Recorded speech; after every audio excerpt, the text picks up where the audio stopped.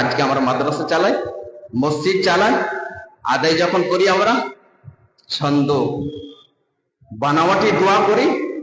যখন এই কথা বলতে ভয় লাগে, এখনো ভয় লাগছে, কিন্তু কি করব, হকের সাথে বলতে হবে। আবু বকর সিদ্দিকের যখন রাদিয়াল্লাহু তাআলা যখন ঘটনা আসে, সেই জামাতে এত ফিতনা ছিল, তারপরেও হকের সামনে বাঘের মতো দাঁড়িয়ে গেলেন আর বললেন যে আমি লড়াই করব, জিহাদ করব। আমরাও কি এতটাও পারবো না যে এই ভঙ্গিমাতে আদায় করা কোথা থেকে কোরবান নাই বুঝতে পারি না? সেই কিয়ামতের দিন ধরা পড়ে যাব।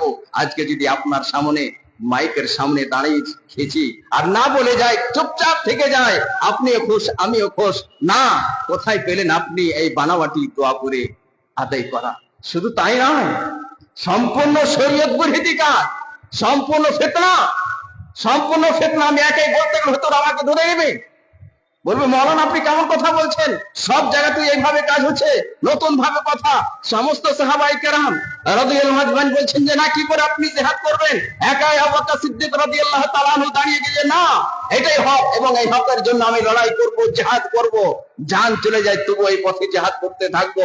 হকপন্থী ওলামাদের উচিত হবে এই হকের সামনে দাঁড়াইতে হবে। কমপক্ষে এতটা তো হয়ে যাবে, কিয়ামতের দিন বেঁচে যাবে এবং এই পেগাম যাবে। মুমিন বান্দা এখনো বেঁচে আছে, এখনো হকপন্থী বান্দারা বেঁচে আছে, তারা হক চায়, সুন্দর কথা শুনতে চায়, তাদের পক্ষে এখন মানুষ দাঁড়িয়ে আছে। একটা ভুল, দ্বিতীয় ভুল জানেন কোথায়? অধিকাংশ যে সমস্ত ওলামারা বানাওয়াটি দোয়া করে আদায় করে বেড়ায়, ক্ষমা করবেন, আজকে ইমানের কারণে, ইমানকে বাঁচাবার কারণে কথাটা বলছি, ওই সমস্ত ওলামায়ের মধ্যে অধিকাংশ, আমি একটা ছোট্ট ছাত্র কিন্তু হক কথা বলতে দেন আমাকে, অধিকাংশ ইলম তাদের কাছে বেশি নাই। বানাওয়াটি দোয়া, গজাল, নাটক আর অন্য কিছু করে তারা করে বেড়ায়।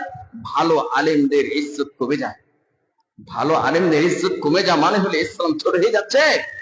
ইসলাম আমাদের প্রিয়, ইন্নাল্লাহা জামিলুন ইউহিব্বুল জামাল, আল্লাহ তাআলা সুন্দর, মর্যাদা দেন, তাহলে ইসলাম টিকে থাকবে। নচিত এমন অবস্থা চলে আসবে যে সঠিক ইসলাম পৌঁছবে না, বাতিল পন্থী হিসাবে নাহক ভাবে ইসলাম পৌঁছবে, তখন বলবে এগুলো ইসলাম, ইসলাম মানা যাবে না।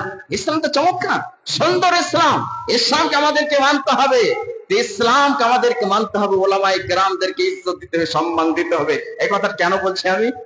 আমি একটা সাধারণ মানুষ, মাটির মানুষ, মাটিতে শুয়ে যায়, মাটিতে ঘুমিয়ে যায়, কিন্তু ওলামায়ে কেরাম থাকবেন কিয়ামত পর্যন্ত, তাদেরকে সম্মান দিতে হবে। ইসলাম থাকবে, ইসলাম কাদের দ্বারা? আল্লাহ তাআলা ইসলামে হেফাজত করবেন ওলামায়ে কেরামদের। তাহলে আপনাকে আমাকে উচিত হবে যে কাকে কোথা থেকে নিয়ে আনবো।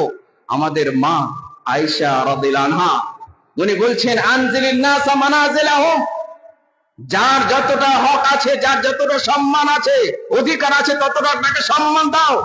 যদি না দেওয়া হয়, ওই সমাজে ঝগড়া হবে, ওই সমাজ মেটে যাবে, ওই সমাজ আদর্শ সমান হতে পারে না।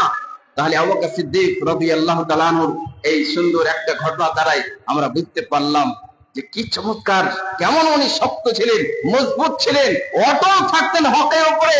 তাহলে হকের উপরে অটল থাকতে হবে।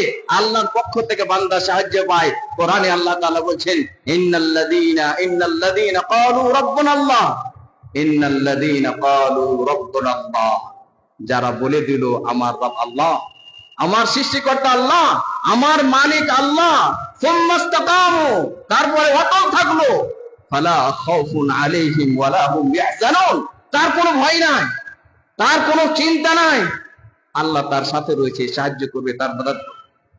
মাননীয় মুসলিম সমাজ আরেকটা ঘটনাতে যাই, উমর বিন খাত্তাব রাদিয়াল্লাহু তাআলা,